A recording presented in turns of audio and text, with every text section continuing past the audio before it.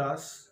बेटा आज का हमारा जो लेक्चर है वो ट्रांसफॉर्मर के ऊपर बेस्ड है। और ट्रांसफॉर्मर दरअसल वो इलेक्ट्रिकल डिवाइस होती है जो अल्टरनेटिंग वोल्टेज या अल्टरनेटिंग करंट की वैल्यू को चेंज कर दे, हाई से लो और लो से हाई। अगर ऐसा कोई इलेक्ट्रिकल इक्विपमेंट कर रहा है तो वो डिवाइस क्या कहलाएगी? ट्रांसफॉर्मर। तो एक लाइन में अगर हम समझें तो एक लाइन में क्या कहेंगे कि ट्रांसफॉर्मर वो इलेक्ट्रिकल डिवाइस होती है जो अल्टरनेटिंग वोल्टेज को या अल्टरनेटिंग करंट की वैल्यू को चेंज कर दे from high to low and low to high.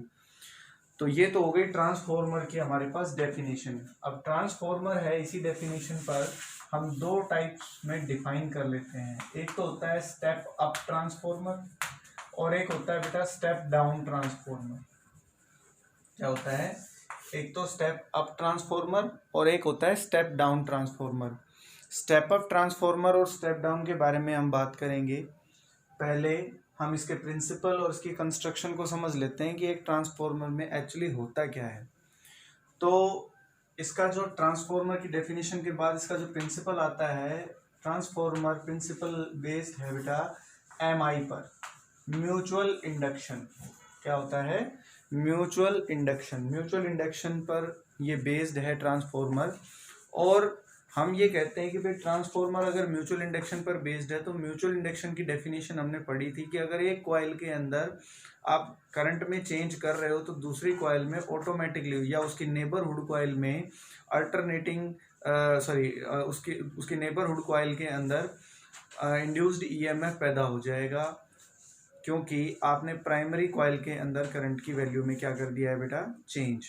तो यहाँ पर इस फिनोमिना का हम यहाँ यूज़ करेंगे। म्यूचुअल इंडक्शन मैंने आपको पढ़ाया था ईएमआई के अंदर, जिसमें आपको बताया था कि किसी एक कॉइल के अंदर अगर आप अल्टरनेटिंग करंट में चेंज करते हो या अप्लाइड करंट में एक कॉइल में आप चेंज करोगे तो उसकी नेबरहुड कॉइल के अंदर इंड्यूस्ड करंट या इंड्यूस्ड ईएमएफ पैदा हो जाएगा। अब इसकी कंस्ट्रक्शन समझो। कंस्ट्रक्शन बहुत ज़रूरी है कि आप बहुत ध्यान से समझें। कंस्ट्रक्शन में एक्चुअली हम बोलते हैं कि यहाँ पर एक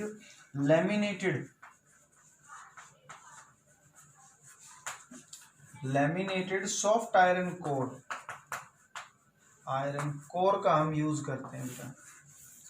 एक ट्रांसफॉर्मर के अंदर सबसे इंपॉर्टेंट चीज होती है ये। अब ये होती क्या है? Laminated soft iron core. इसको समझो थोड़ा सा। देखो, मान लो कि ये हमारे पास लोहे का एक बंच है, तो ये तो लैमिनेटेड कोर नहीं होगी, क्योंकि लैमिनेटेड सॉफ्ट आयरन कोर के अंदर होता क्या है, दिखती कैसे है वो। सपोज ये मेरे पास एक आयरन का एक पतली सी एक शीट है, उसके बाद ये दूसरी शीट, उसके बाद ये तीसरी शीट, फिर चौथी शीट, फिर पांचवी शीट, छठी शीट, ऐसे बहुत सारी आयरन्स की शीट्स को मैंने एक साथ जोड़ दिया और इन सभी को मैंने इंसुलेशन किया है, आपस में चिपका के इंसुलेशन किया है एक दूसरे के साथ। क्योंकि जैसे पहली शीट ये हो गई, यहाँ पर मैंने कोई एक इंसुलेटर लगा दिया या कोई डाइलेक्ट्रिक लगा दिया, उसके बाद फिर मैंने दूसरा लगाया, फिर मैंने तीसरा लगाया, चौथा लगाया, पांचवा लगाया, 10वां लगाया, फिर मैंने एक लैमिनेटेड कोर बना ली। और इस लैमिनेटेड कोर का एक हिस्सा इस लैमिनेटेड सॉफ्ट आयरन, क्योंकि ये आयरन की बनी हुई शीट्स थी, इन सभी को मैंने आपस में जोड़कर एक लैमिनेटेड सॉफ्ट आयरन कोर मैंने बनाई। ऐसा हम क्यों कर रहे हैं ये हम लास्ट में बताएंगे। तो इस लैमिनेटेड कोर को तुम देख रहे हो कि बीच में से ये होलो है और इस कोर के एक एंड को बेटा मैंने कॉपर वायर से बाउंड अप किया है, जिसको मैंने प्राइमरी कॉइल का नाम दिया है। और इस प्राइमरी कॉइल को मैंने इनपुट एक अल्टरनेटिंग करंट से या एसी सोर्स से मैंने इसको जोड़ा है। ये इनपुट हो गई, प्राइमरी से इसको जोड़ा है। और लैमिनेटेड कोर का एक हिस्सा, जैसे सपोज ये हमारे पास इस तरह से एक लैमिनेटेड कोर है और इसको मैं बीच में से काट दूं, ठीक है। बीच में से काटने पर इधर वाले हिस्से को एक कॉइल से और इधर वाले हिस्से को दूसरी कॉइल से हम कनेक्ट करेंगे, जैसा कि मैंने फिगर में शो किया गया है। तो दूसरी कॉइल को मैंने, दूसरे हिस्से को भी मैंने कॉपर वायर से बाउंड अप किया और इसको मैंने नाम दिया सेकेंडरी कॉइल। इसके अक्रॉस मैंने एक लोड रेजिस्टेंस लगाया है और लोड रेजिस्टेंस के अक्रॉस मुझे आउटपुट मिलेगी। तो ये इसकी सिंपल सी कंस्ट्रक्शन थी। तो तीन बातें हमने यहाँ समझी कि भाई ट्रांसफॉर्मर की डेफिनेशन, ये वो इलेक्ट्रिकल डिवाइस है जो अल्टरनेटिंग करंट या अल्टरनेटिंग वोल्टेज की वैल्यू को क्या कर देती है बेटा, चेंज कर देती है। और इसका प्रिंसिपल म्यूचुअल इंडक्शन पर बेस्ड है। कंस्ट्रक्शन में it consist a laminated soft iron core whose one end is wounded with a copper wire tightly। ऐसा हम लास्ट में बताएंगे कि एक तो एक कोर लैमिनेटेड क्यों ली गई है, एक ये जो वायर्स हैं ये टाइटली वाउंड क्यों किए जाते हैं।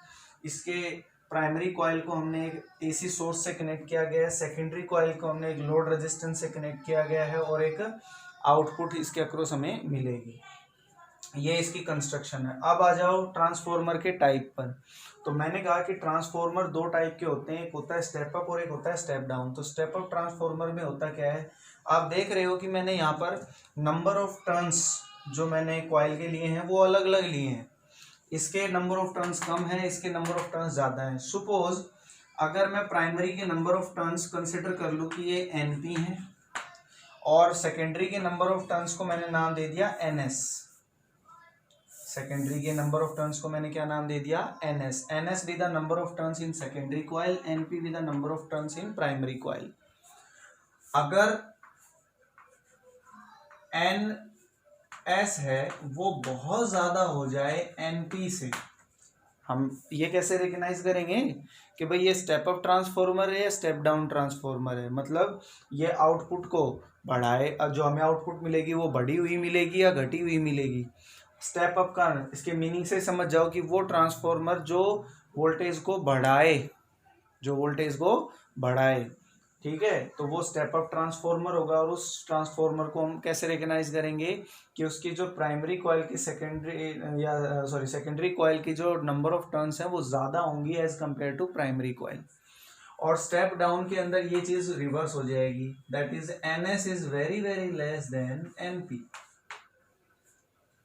तो इस तरह से हम स्टेप अप और स्टेप डाउन ट्रांसफॉर्मर को समझ सकते हैं। और इस डायग्राम में अगर हम ध्यान से देखें तो ये कौन सा ट्रांसफॉर्मर बनाया, मैंने स्टेप अप ट्रांसफॉर्मर बनाया क्योंकि इसके अंदर नंबर ऑफ टर्न सेकेंडरी में ज़्यादा है।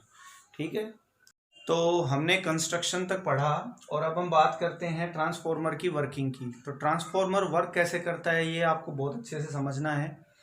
मान लो कि भाई प्राइमरी कॉइल को हम यहाँ पर कोई की कंसिडर करें, अगर मैं की इनपुट करूँ तो प्राइमरी कॉइल के अंदर करंट फ्लो होना शुरू हो जाएगा क्योंकि इसका प्रिंसिपल क्या है बेटा, MI म्यूचुअल इंडक्शन। तो ऑब्वियस सी बात है, जैसे मैं की इंसर्ट करूँगा प्राइमरी कॉइल के अंदर करंट फ्लो होना शुरू हो जाएगा। जैसे ही प्राइमरी कॉइल में करंट फ्लो होना शुरू होगा वो कॉइल से मैग्नेटिक फील्ड पैदा होगी और ये फील्ड दरअसल इस लैमिनेटेड कोर के एरिया से पास आउट होगी, जिससे हमें फ्लक्स में क्या मिलेगा, चेंज। और क्योंकि कॉइल एक्सटेंड कर रही है तो ऑब्वियस सी बात है इसका फ्लक्स भी क्या करेगा, एक्सटेंड। और ये फ्लक्स एक्सटेंड होकर कहाँ पहुंचेगा, सेकेंडरी कॉइल तक। ध्यान से समझो बेटा कि जब मैं की को इंसर्ट करूंगा तो करंट फ्लो होना शुरू हो जाएगा प्राइमरी में। जो भी करंट इनपुट, क्योंकि इनपुट मैंने जो एसी सोर्स दिया उससे करंट जैसे जाएगा तो उससे फील्ड बढ़ेगी इस प्राइमरी कॉइल के चारों तरफ। और ये फील्ड लैमिनेटेड कोर के जो शीट्स हैं उसको लैमिनेटेड कोर के एरिया से पास आउट होकर हमें फ्लक्स में क्या देगा, चेंज। क्योंकि करंट बढ़ रहा है तो फील्ड बढ़ रही है, फील्ड बढ़ रही है तो फ्लक्स में क्या आएंगे, चेंज। और ये फ्लक्स में चेंज हमें जो प्राइमरी कॉइल की वजह से मिलेंगे, क्योंकि आपकी जो लैमिनेटेड कोर है वो एक्सटेंड हो रही है तो ऑब्वियस सी बात है फ्लक्स भी एक्सटेंड होगा। और वो किससे लिंकअप होगा जाकर, वही फ्लक्स मुझे किससे लिंकअप होता हुआ मिलेगा, सेकेंडरी कॉइल से। तो इसका मतलब कि प्राइमरी कॉइल के अंदर जो इंड्यूस्ड EMF होगा बाय यूजिंग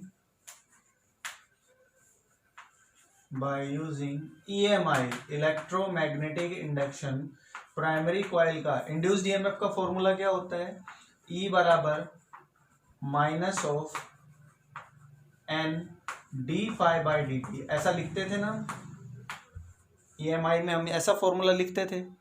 तो मुझे अगर प्राइमरी कॉइल में इंड्यूस्ड EMF देखना हो तो वो क्या लिखूंगा, EP बराबर माइनस ऑफ NP d∅dt, ऐसा लिखूंगा। ये फ्लक्स, ये इंड्यूस्ड EMF इसमें मुझे मिलेगा क्योंकि जो फ्लक्स में चेंज मुझे प्राइमरी कॉइल में मिला है वही मुझे सेकेंडरी कॉइल में देखने को मिलेगा। तो एक बात तो कंफर्म हो जाती है कि प्राइमरी का इंड्यूस्ड EMF ये हो गया और सेकेंडरी का ये हो गया, that is ES is equal to minus of NS d phi by d t हो गया। अब यहाँ कॉमन क्या आ रहा है दोनों से, भाई पहली इक्वेशन से हमें ये मिला, पहली कॉइल के अंदर मैं अगर इंड्यूस्ड ईएमएफ लिखना चाहूँ तो वो ये होगा, सेकेंडरी में लिखना चाहूँ तो ये होगा। तो दोनों में क्योंकि फ्लक्स जितना यहाँ से लिंकअप हुआ है वहीं एक्सटेंड होकर सेकेंडरी तक पहुंचा है, तो फ्लक्स देखो दोनों में क्या है, सेम। तो इसका मतलब induced EMF per unit turns, induced EMF per unit turns हैं वो दोनों में सेम होंगी, दैट इज ES अपॉन में NS minus of d phi by d t. तो आप देख रहे हैं कि इक्वेशन नंबर 1 इसको बना दूं अब, और इसको दे दूं इक्वेशन नंबर 2। तो इक्वेशन नंबर 1 और 2 में आप देख रहे हैं कि ये दोनों इक्वेशन बराबर हैं, बराबर हैं, तो हम ये लिख सकते हैं कि भाई हमारे पास जो ES अपॉन में NS और EP अपॉन में NP है वो बराबर हैं। दैट मीन्स 1 और 2 को और अगर मैं ठीक से लिखूं तो ES अपॉन में EP बराबर क्रॉस मल्टीप्लाई करेंगे तो NS अपॉन में NP, ये आ जाएगा बेटा हमारे पास। समझ में आया? तो इस फॉर्मेट को हम ऐसे लिख सकते हैं कि भाई हमारे पास जो EP NP हैं उनका हम यूज करें, और induced EMF per unit turns, induced EMF per unit turns in the both coil remain same. और ऐसा सेम क्यों हुआ वो मैंने अभी समझाया। तो इन दोनों इक्वेशंस को जब आप कंपेयर करोगे तो हमारे पास ये आएगा, और when we cross multiply we get this. और ये जो वैल्यू हमने लिखी है ये दरअसल k के बराबर होगी। This k is represent transformation ratio. क्या बोलते हैं बेटा इसको? Transformation ratio. ध्यान से समझो, पहली चीज दोनों के induced EMF per unit turns को कंपेयर करने पर हमारे पास ये इक्वेशन बनी, and that is given equation A। और यहाँ पर जो k की वैल्यू है वो कहलाएगी बेटा ट्रांसफॉर्मेशन रेशो। अगर इस k की वैल्यू 1 से ज्यादा है तब तो ये स्टेप अप ट्रांसफॉर्मर होगा, और अगर k की वैल्यू 1 से कम है तो ये होगा बेटा स्टेप डाउन ट्रांसफॉर्मर। तो बातें हो गई हमारे पास ये। तो k की वैल्यू डिफाइन करेगी कि स्टेप अप और स्टेप डाउन किसके बराबर होगा, which is equal to ES upon EP और NS अपॉन NP। MCQ आते हैं यहाँ से, आपको ध्यान रखना है इस चीज का।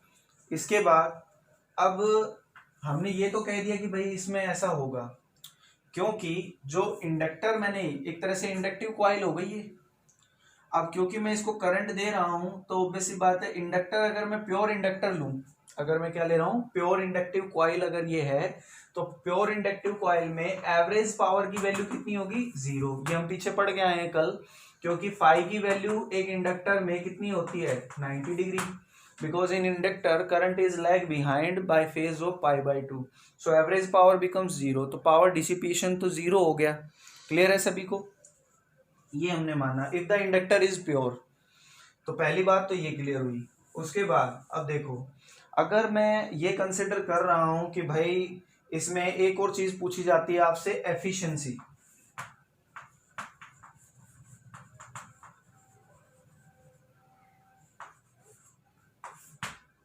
एफिशिएंसी को डिनोट किया जाता है ईटा से, और एफिशिएंसी हमने 11th क्लास में पढ़ी थी, और उसमें हम कहते हैं कि एफिशिएंसी रेशो होता है आउटपुट पावर अपॉन में इनपुट पावर।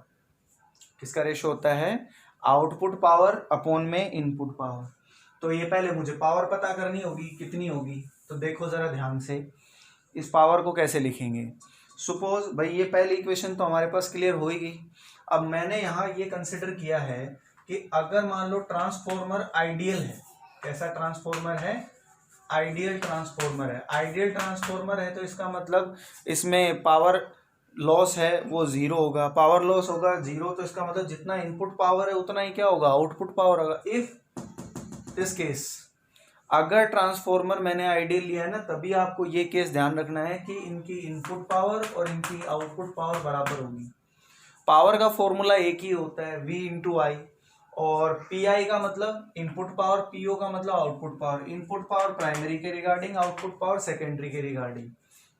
तो इनपुट पावर क्या होगी हमारे पास?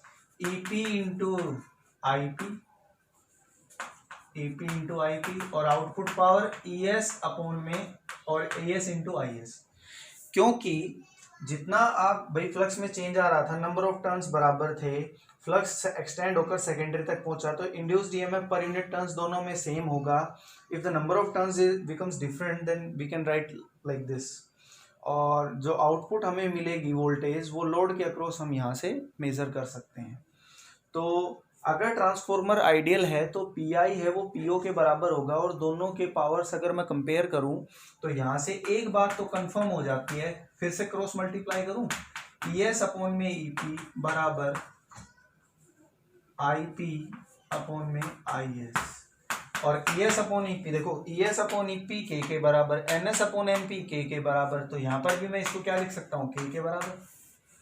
तो यहाँ से ये जो इक्वेशन हमारे पास दूसरी आई है, ये इक्वेशन ये बताती है कि ईएमएफ है ना वो करंट के इनवर्सली प्रोपोर्शनल है। दैट्स वाई मैंने पहली लाइन जब बोली थी तो मैंने ये कहा था कि ट्रांसफॉर्मर वो डिवाइस है जो करंट और वोल्टेज की वैल्यू को चेंज कर देते हैं। इसका मतलब अगर वोल्टेज लो से हाई हो रही है ट्रांसफॉर्मर में, तो इसका मतलब उसमें करंट है वो हाई से लो जा रहा है। ठीक है, वोल्टेज और करंट एक दूसरे के रिवर्स चलेंगे किसी एक ट्रांसफॉर्मर की अगर हम बात कर रहे हैं। अगर इस ट्रांसफॉर्मर की बात करूं तो इस ट्रांसफॉर्मर में वोल्टेज तो लो से हाई हो रही है और करंट है वो हाई से कहाँ जा रहा है, लो। Because of this if the transformer becomes ideal, तो अब हम एफिशिएंसी निकाल सकते हैं। तो एफिशिएंसी का फॉर्मूला क्या आ गया हमारे पास, eta is equal to PO का मतलब ES I इंटू IS और EP IP। If we get the percentage तो दोनों तरफ हम क्या किससे मल्टीप्लाई कर दो बेटा, इसको 100 से, तो 100 से मल्टीप्लाई करते एक परसेंटेज में आ जाएगी हमारे पास एफिशिएंसी। तो ये हमारे पास एफिशिएंसी का वैल्यू हमें पता लगा। इसी में हम नेक्स्ट पढ़ते हैं बेटा, ट्रांसफॉर्मर का हिस्सा है, छोटा सा क्वेश्चन और आता है बोर्ड में कि ट्रांसफॉर्मर में एनर्जी लॉस क्या क्या होंगे। देखो आइडियली तो एनर्जी लॉस मैंने बोला कि होता नहीं है, लेकिन अगर हम प्रैक्टिकली देखें तो एनर्जी लॉस किसी न किसी फॉर्म में तो होगा ही। तो अगर हम ट्रांसफॉर्मर को देखें तो ट्रांसफॉर्मर में पहला लॉस होता है बेटा कॉपर लॉस, क्योंकि कॉपर वायर की बाउंडिंग की जाती है और जूल हीटिंग इफेक्ट ये कहता है कि कॉपर के अंदर हीट तो लॉस होगी, और इस हीट लॉस को रोकने के लिए हमें कॉपर वायर क्या लेनी पड़ेगी बेटा, थिक लेनी पड़ेगी। दूसरा हमारे पास होता है आयरन लॉस। आयरन लॉस क्या होता है, मैंने बोला कि जो लेमिनेटेड कोर है हम वो यूज करेंगे ट्रांसफॉर्मर में। सपोज मैंने एक बल्कि कोर ले ली इस तरह से, ये एक बल्कि कोर हो गई। अब मान लो बल्कि कोर हो गई, अब इस बल्कि कोर के अंदर मैंने ये करंट प्राइमरी हो गई और इधर मैंने सेकेंडरी दिखा दी, तो होगा क्या भाई, अब मैं यहाँ बताने वाला हूँ कि भाई हमने वहाँ लेमिनेटेड कोर क्यों यूज ली थी। क्वेश्चन आता है why we use laminated core, तो आपको एक लाइन में जवाब देना है कि लेमिनेटेड कोर हम इसलिए यूज करते हैं ताकि एडी करंट की वैल्यू मिनिमम हो जाए। कैसे भाई, क्योंकि जब आप करंट दोगे तो ऑब्वियस सी बात है फ्लक्स में क्या आएंगे बेटा, चेंज। अब फ्लक्स में चेंज आएंगे तो ऑब्वियस सी बात है एक बल्कि कंडक्टर के अंदर जो फ्लक्स में चेंज आने से इंड्यूस्ड करंट पैदा होता है उसको हम फोकाल्ट करंट या एडी करंट बोल देते हैं।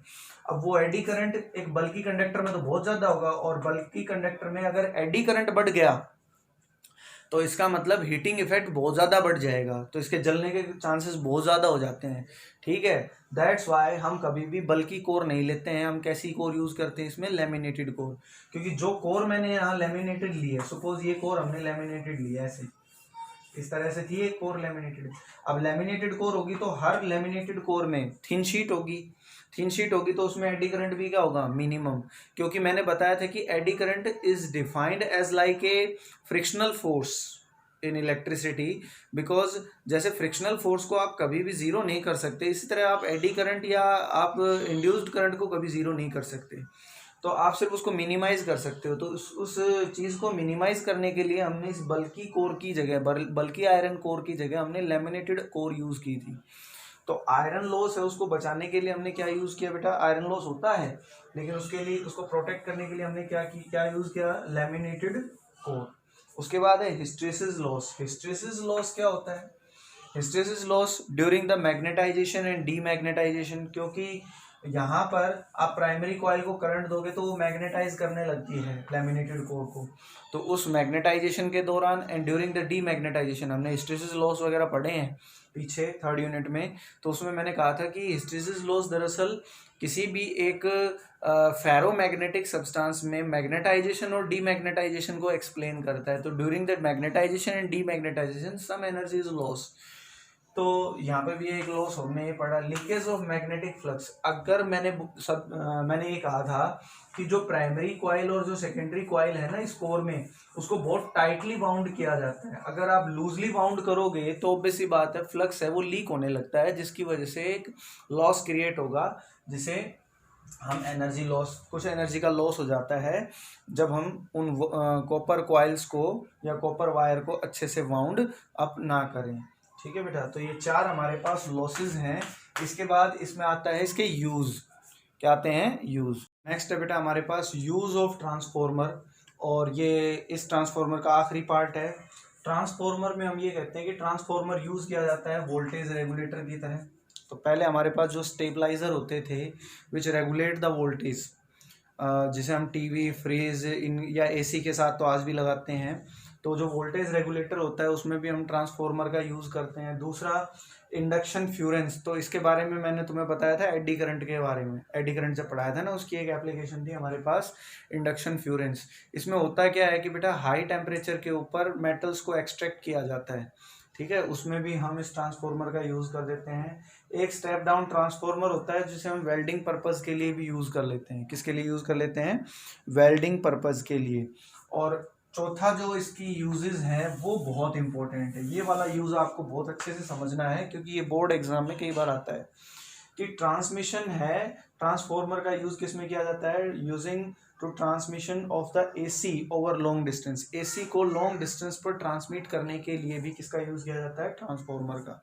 तो आप देखते हो जगह जगह ट्रांसफॉर्मर लगे होते हैं, तो उसका मेन काम क्या होता है कि अल्टरनेटिंग करंट को लॉन्ग डिस्टेंस पर भेजना, क्योंकि अगर ट्रांसफॉर्मर नहीं होंगे तो पावर लॉस बहुत ज़्यादा हो जाएगा। इस चीज़ को रोकने के लिए ही हम इनका यूज़ करते हैं। तो देखो ज़रा समझो, क्योंकि किसी भी एक केबल, कोई भी एक केबल है अपने पास, एक केबल के अक्रॉस जो पावर हमारे पास पावर डिसिपेशन का फॉर्मूला होता है वो होता है बेटा I square into R. If R be the resistance of the cable and I be the current flow in the cable, तो केबल के अक्रॉस जो पावर हमें मिली वो ये आ गई। क्लियर? और अगर मैं जनरेटिंग पावर की बात करूं, जो पावर जनरेशन कर रहा है, जहां से सपोज डैम से कोई पावर जनरेट हुई है, तो वो पावर जनरेशन किसके बराबर होगी? P is equal to V into आई।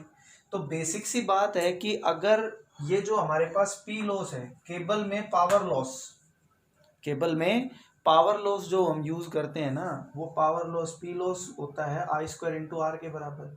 अगर पावर का लॉस मुझे कम से कम चाहिए तो उसके लिए मुझे किसकी वैल्यू कम करनी पड़ेगी? आई की। किसकी वैल्यू कम करनी पड़ेगी? आई की। और जनरेटिंग पावर जो होती है वो हमारे पास होती है V into I. That means I किसके बराबर होगा? आई को आप कैसे कम कर सकते हो? That is P by V। तो आई को मैं कम कैसे कर सकता हूं? That can be reduce. इस P लॉस को हम रिड्यूस कर सकते हैं, डिक्रीज कर सकते हैं व्हेन आई डिक्रीज। और आई की वैल्यू आप कब डिक्रीज करोगे? जब जनरेटिंग पावर की वैल्यू क्या होगी बेटा? डिक्रीज। या फिर जो वोल्टेज हमें मिल रही है टर्मिनल के अक्रॉस वो क्या करें? इंक्रीज। भाई आई की वैल्यू तब घटेगी जब V बढ़ जाए या P घट जाए, तभी तो करंट घटेगा। और तब जब करंट घटेगा तभी तो केबल के अक्रॉस जो पावर लॉस है वो घटेगी। इस चीज को समझो। That's why we use transformer for the transmission of AC over long distance. लंबी लंबी दूरियों तक हम इसको भेज सकते हैं, और ये तो 10th क्लास में भी बताया था तुम्हें। ठीक है, अब इसके बाद इस चीज को थोड़ा सा समझो। सपोज मेरे पास ये एक ट्रांसफॉर्मर है, ठीक है, यहाँ पर ये पहला ट्रांसफॉर्मर मैंने ले लिया, जहां से डैम है, डैम से पावर बनी कितनी? लगभग 6600 वोल्ट। ये हमारे पास जनरेटिंग है। और ये एक मैंने ट्रांसफॉर्मर से स्टेप अप, अब जहां बिजली बनी है वो कितनी बनी भाई?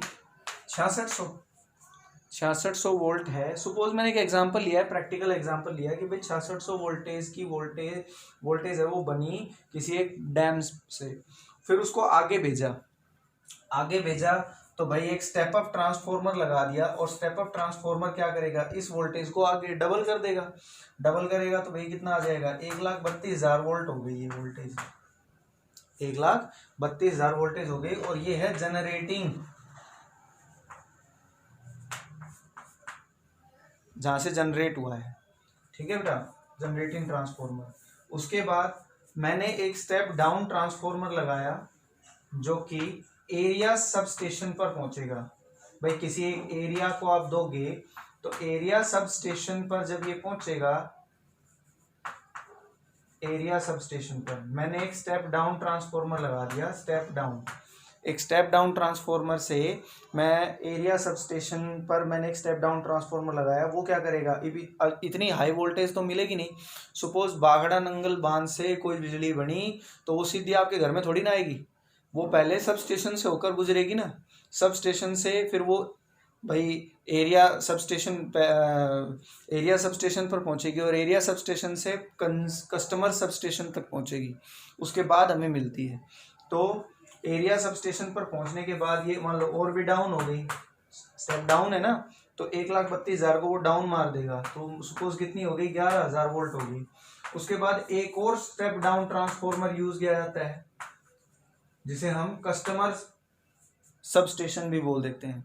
सपोज मेरे घर में जो बिजली आ रही है वो नारनौल के एरिया से आ रही है, ठीक है, जो हमारी सिटी का सब स्टेशन है वहाँ से आ रही है, तो वो एरिया सब स्टेशन से आ रही है। तो वो कस्टमर भाई एरिया सब स्टेशन से सीधा कहाँ आएगा, कस्टमर सब स्टेशन पर, और फिर उसके बाद मुझे यूज करने को मिलेगी 220 वोल्ट। तो ये डायग्राम आपने बनाना है। इस डायग्राम में 4 बातें मैंने समझाई हैं। Step up transformer, step down. Generating area से वोल्टेज बनेगी 1,32,600 से, फिर उसके बाद स्टेप डाउन 11,000, फिर उसके बाद हमारे पास कस्टमर सब स्टेशन पर पहुंचेगी जहां पर हम स्टेप डाउन ट्रांसफॉर्मर का यूज़ करेंगे जो 11,000 को 220 वोल्ट में कन्वर्ट कर देगा। और ये लंबी दूरी पर इसलिए भेजी जाती है क्योंकि मुझे पावर लॉस कम से कम चाहिए, तो हम ट्रांसफॉर्मर का यूज़ इसलिए करते हैं ताकि हमारे पास जो जनरेटिंग पावर है ना वो कम हो। जनरेटिंग पावर कम होगी तो अप्लाइड करंट कम होगा, करंट कम होगा तो पी लॉस ऑटोमेटिकली कम हो जाएगा। ठीक है बेटा, तो ये आपको ध्यान रखना है।